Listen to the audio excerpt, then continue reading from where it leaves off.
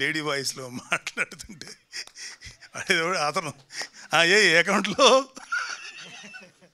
అది అది నా ఇలాంటి పనులు మేము అంటే ఇలా చేయలేదు. కానీ మాకు సినిమాకి వెళ్ళేవాళ్ళం, మేము సినిమాకి వెళ్ళేవాళ్ళం. మా నెల్లూరులో లీలామాల్ ఉండేది, మేము పరిగెట్టుకుని వెళ్ళేవాళ్ళం.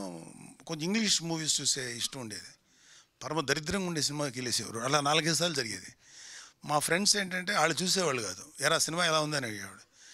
నేను దొరికేసాను కదా, ఎందుకు ఇంత అదిరిపోయింది రా సినిమా, స్టార్ట్ టు ఫినిష్, అసలు ఊహించవు అంత గొప్పగా ఉంటుంది. నెక్స్ట్ డే ఆడు వెళ్ళేవాడు, అమ్మాయి అతృప్తి, వాడు తిట్టేవాడు. ఇలాంటి కొన్ని పనులు చేసేవాడు మేము. అలాగే అందరినీ ఇట్లా ఏడిపించటం. అలాగే స్టేజ్ మీద ఎవరన్నా బాగా డ్యాన్స్ చేస్తే మాకు జలసి, మేము చేయలేము. అదేదో ఉంది కదా సీను, ఎవడో చేస్తుంటే కింద నుంచి అల్లరి చేసేది ఉంది, ఆ ఫ్లేమ్స్ టైంలో. యా ఇక్కడ మా కాలేజీలో మీకు తెలిసే ఉంటుంది, సినిమాలో యాక్ట్ చేస్తున్నాడు బాలాజీ భవన్ అని, రోహిణి వాళ్ళ అన్నయ్య. అతను మేము ఒకే కాలేజీ. పాపం అబ్బాయి కమల్ హాసన్ లాగా చాలా బాగా డ్యాన్స్ చేసేవాడు. మా కుళ్ళు, మేము చేయలేము. మరి ఏం చేయాలంటే అతను స్టేజ్ మీద ఉంటే గోల్ చేసేవాళ్ళు, స్టేజ్ మీద దింపేసి అంత తప్పు పనులు చేసేవాళ్ళు. ఇప్పుడు అనిపిస్తాయి ఎంత తప్పుడు పనులు చేసాం, ఒక కళాకారుని అవమానించేవాళ్ళు. సో అవన్నీ గుర్తొచ్చినాయి నాకు మీ సినిమా చూస్తున్నంతసేపు. Really mind blowing. అన్నీ ఎక్కడి నుంచి కుర్రోళ్ళందరినీ ఎందుకు అప్రిషియేట్ చేయాలంటే, నువ్వు ఒక రింగ్ మాస్టర్ లాగా వీళ్ళందరినీ చేసావు చూడు. ఆ బాల్యం నుంచి టీనేజ్కి వచ్చారు. టీనేజ్కి వచ్చినప్పుడు అందరూ బాగా కన్విన్సింగ్గా చిన్న కుర్రోళ్ళు అనిపించింది. ప్రజెంట్కి వచ్చేటప్పటికి పెద్దవాళ్ళ కనపడ్డారు. It's very difficult task. ప్రతి ఒక్కళ్ళు చాలా మెచ్యూర్డ్గా కనపడ్డారు. అంటే ముందు అది చేశారా? ఫస్ట్ చిన్నపిల్లలు చేశారా? యంగ్స్టర్స్. ఓకే. తర్వాత ఏమో ఇంకా బాగా శుభ్రంగా తిని తయారయ్యారా? దంగల్ సినిమాలో అదే పని చేశారు. అమీర్ ఖాన్ గారు ఏదో మాట అంటారు. అమీర్ ఖాన్ గారిని, సార్ మీరు వయసులో మంచిలా బలంగా ఉంటారు, తర్వాత అంటే పెద్ద వయసు కనపడతారు, తర్వాత మీరు స్లిమ్గా తయారవ్వాలి, సో ఫస్ట్ మీరు బాగా తినమన్నాడు. అంటే ఫస్ట్ యంగ్ క్యారెక్టర్ చేయండి అన్నాడు. లేదు నేను ఫస్ట్ బాగా తిని లావ్ అయ్యే క్యారెక్టర్ చేస్తాను. వాళ్ళ వేరే వెర్షన్. ఎందుకన్నా తినేసిన తర్వాత తగ్గటం నాకు వల్ల కాదు, నాకు టార్గెట్ కావాలి, మళ్ళీ సన్నగా అవ్వాలి కాబట్టి అని ముందు ఆయన హెఫ్టీగా ఉన్నప్పుడు క్యారెక్టర్, తర్వాత ఈ క్యారెక్టర్. సో ఏదైనా సరే ఒక క్యారెక్టర్ కోసం తిండి మానేసి లేకపోతే డైట్ చేసి ఎక్సర్సైజ్ చేసి, అంటే మీరందరూ మీ అందరికీ నా మనస్ఫూర్తిగా శుభాకాంక్షలు తెలియజేస్తున్నా. చాలా కష్టం. అండ్ వంశీ ఒకేసారి 11 నుంచి 14 మంది యాక్టర్స్ని సినిమా ఇండస్ట్రీకి వదిలేరు. చాలా మీలాంటి యాక్టర్స్కి అవసరం ఉంది industry, not only for movies. ఇవాళ ఓటీటీలో చాలా ప్రిడామినెంట్గా ఉంది ఎంటర్టైన్మెంట్ ఫీల్డ్లో, చాలా అవసరం. సో మీ అందరికీ ఎవరు ఈ కుర్రోడు బాగా చేశాడు, ఈ కుర్రోడు యావరేజ్గా చేశాడు అంటాకలేదు. అందరూ ఎవరి కాళ్ళు బ్రిలియంట్ పర్ఫార్మెన్స్. ఎన్నేళ్ళు ట్రైనింగ్ ఇచ్చారు ఆయన వాళ్ళకి? It shows. మీరు తీసుకున్న ట్రైనింగ్ ఎంత కష్టపడి చేసింది లిటరల్గా స్క్రీన్ మీద తెలుస్తుంది. ఒక్కళ్ళు కూడా ఒక ఇదవ్వాలి, అంటే ఇబ్బాయి కొంచెం ఎమెచ్యూరిస్ట్గా చేసాడు అనిపించలే ఎవరిది, ఎవరి క్యారెక్టర్ కానీ. అండ్ నీ క్యారెక్టర్ పేరేంటి బాబు? సుబ్బు.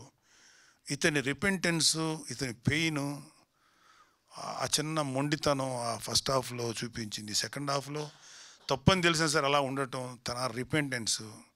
అలాగే విలియం నీ క్యారెక్టర్ వీళ్ళని ఇది చేయటం, మధ్యలో వీళ్ళిద్దరి కోసం కృషి చేయటం, ఇతను మధ్యలో వీళ్ళని చెడగొట్టేటువంటి ఆ క్యారెక్టర్. ఏం క్యారెక్టర్ పేరేంటిది? ఏమన్నా నిజం చెప్తున్నా, ఆ కుర్రాడు ఎంత బాగా చేశాడంటే తెలియకుండా అతను మంచి ఫన్ యాంగిల్ ఉంది. And you are going to be one of the best comedy actor అవుతాయి డెఫినెట్గా, బిలీవ్ మీ. ఎందుకంటే ఇంతమంది 11 బ్రిలియంట్గా పర్ఫార్మెన్స్ చేసేవాళ్ళ ముందు నువ్వు నిలబడి వాళ్ళతో ధీటుగా చేసేవి చూడు, వెరీ డిఫికల్ట్. అది చాలా కష్టం. అది వాళ్ళు డామినేట్ చేసేసారు. వాళ్ళు ఫన్ను చేశారు, సీరియస్గా చేశారు. వాళ్ళకి వ్యతిరేకంగా నిలబడి నువ్వు చేసింది చాలా నచ్చింది.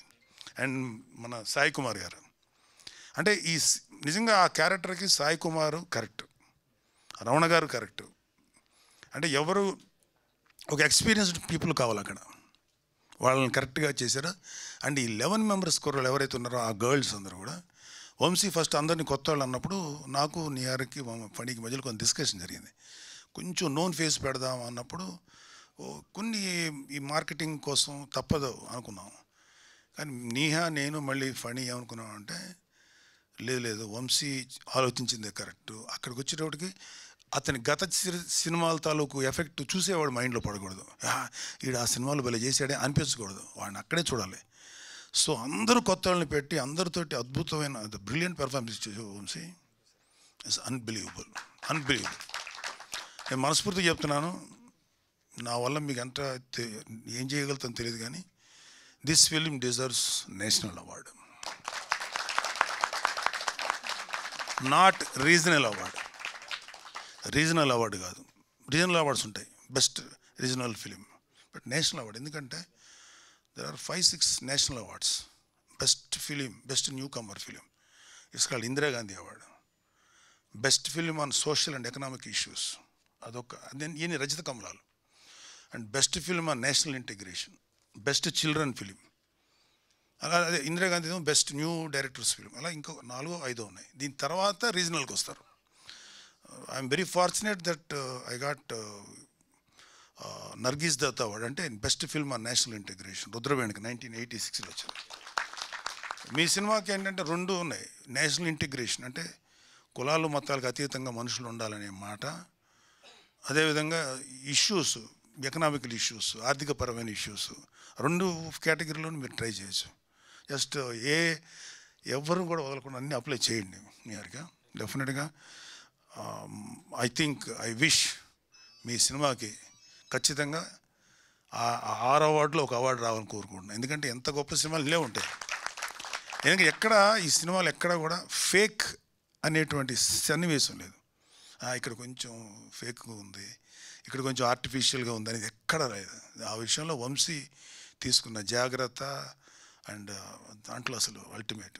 అండ్ ప్రొడక్షన్ వాల్యూస్ చెప్పాలంటే ఇంకా అసలు వీళ్ళే కదా మెయిన్. సో ఒక ప్రొడ్యూసర్ అనుకోవాలి. సో నిహారిక తీసుకున్న కేరు, పబ్లిసిటీ, అలా ఫణి తన ఎఫర్ట్స్, ఇవన్నీ కూడా మర్చిపోలేని. సో నేను అక్కడి నుంచి వీళ్ళు కొట్టుకొని అక్కడి నుంచి వెళ్ళిపోయేటప్పుడు సెకండ్ హాఫ్ స్టార్ట్ అయిన తర్వాత అప్ టు ఏమంటుందని మన ఈ బలిచాట తీసుకొని వచ్చేదాకా నాకు 5-6 చోట్ల కళ్ళు తడివారు, ఏడుపు వచ్చింది, నాకు చాలా వచ్చింది. నాకు ఈ గొంతు చోక్ అవుతుంది, కళ్ళలో నీళ్ళు వచ్చేస్తున్నాయి. అంటే ఆ చచ్చిపోయిన కుర్రోడు గురించి వాళ్ళ నాన్న చూపించి, అంటే తను చెప్పినప్పుడు కూడా ఏదైతే చెప్పాడో విజువల్గా తెర మీద చూసినప్పుడు అంత ఫీలింగ్ వచ్చింది.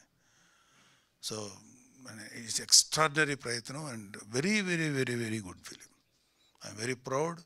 నిహారిక నా కూతురుగా ఉండి ఇలాంటి సినిమాకి నిర్మాణ బాధ్యతలు చేపట్టింది.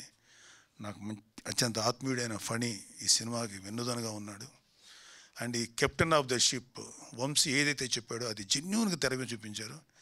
మీరందరూ బాబు you done magic. Prasad character అదేంటో వింతగా ఉంటాడు ఆ క్యారెక్టరు, ఎప్పుడు ఎలా తనకి ఫన్నీగా ఉంది నీ క్యారెక్టరు. అంత దీంట్లో కూడా నువ్వు ఎమోషన్ చేసి ఆ కోనేరు దగ్గర కూర్చొని మందు తాగుతూ ఉంటారు, ఆ ఎమోషన్స్ అక్కడ అద్భుతం చేసి. అక్కడ ఆ కుర్రాడు సైలెంట్గా ఉండి ఎందుకు అంత సైలెంట్గా ఉన్నాడు అంటే ఆ కన్నీళ్ళు వాడు ఫీల్ అవుతున్నాడు. అబ్బాయి రిపెంటెన్స్, వాళ్ళిద్దరి మధ్యలో ఉండే స్నేహాన్ని మళ్ళీ ఒకళ్ళని కలపాలని, ఇంకా రాని అబ్బాయి ఎవరో రాలేదు కదా, అతను ఫీలింగ్స్ ఇవన్నీ మైండ్ బ్లోయింగ్. ఏమి చెప్పవచ్చేదంటే ఈ సినిమా, this film deserves 100% national award. మీరు అన్ని కేటగిరీలకి అప్లై చేయండి, including direction, special effects, whatever, feel ఆర్ఎల్స్, యాక్షన్. మా విజయ్ అద్భుతంగా చేశాడు. ఎంత బాగా చేశాడంటే ఆ ఇంటర్వెల్లో కొట్టుకుంటుంటే అందరూ ఒక కలబడి కొట్టుకుంటుంటారు. నాకు తెలుసు యాక్షన్ పార్ట్ ఎంత కష్టం. అదే విజయ్కి మీరు ఏమండి ఇట్లాగా ఆర్గనైజ్డ్గా చేయమంటే అద్భుతంగా ఆర్గనైజ్ చేయగలిగే దమ్మున్నాడు.